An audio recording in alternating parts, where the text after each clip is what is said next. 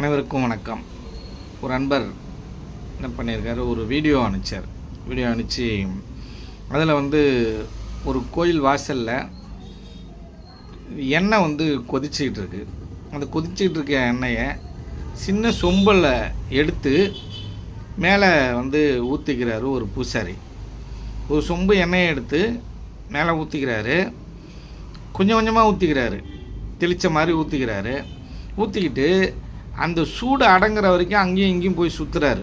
அந்த கோயிலில் சுற்றிட்டு சூடு அடங்கினவுடனே திரும்பவும் எடுத்து அந்த சொம்பில் எண்ணெயை எடுத்து திரும்பவும் ஊற்றிக்கிறாரு. திரும்பவும் அந்த உடம்பு சூடு அணையிற வரைக்கும், தாங்குற வரைக்கும் திரும்பவும் போய் சுற்றிட்டு திரும்பி வராரு. கொஞ்சம் கொஞ்சமாக ஊற்றிக்கிறாரு.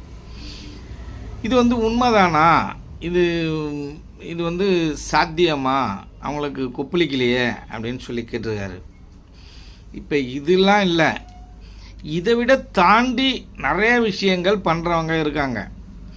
ஒரு முள்ளு படுக்கையில் படுக்கிறவங்க இருக்காங்க, இல்லை நடந்து போகிறவங்க இருக்காங்க.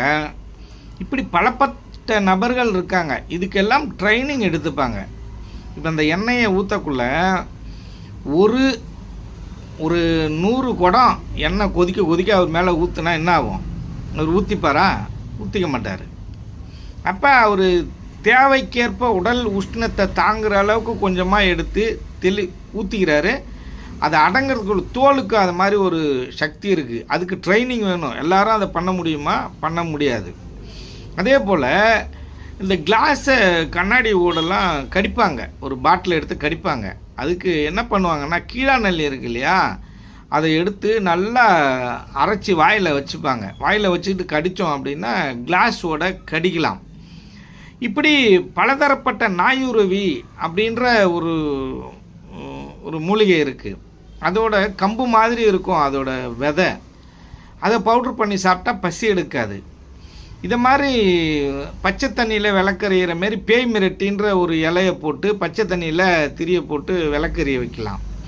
இப்படி இந்த மூலிகையில், மருத்துவத்தில் ஏகப்பட்ட ரகசியங்கள் அடங்கியிருக்கு. டெக்னிக்காக நிறைய விஷயங்கள். இந்த மக்களை ஏமாற்றணும் அப்படின்னு நினச்சா நாம் ஏமாற்றலாம்.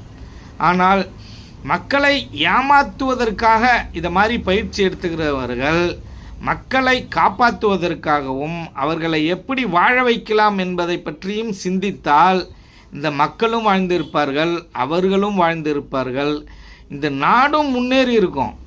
ஆனால் அதெல்லாம் செய்யாமல் எல்லாரோட நோக்கமும் இந்த மக்களை ஏமாத்துறதுலே இருக்குது. அதனால்தான் இந்த மக்கள் மூட நம்பிக்கையில் மூழ்கி கிடக்கிறார்.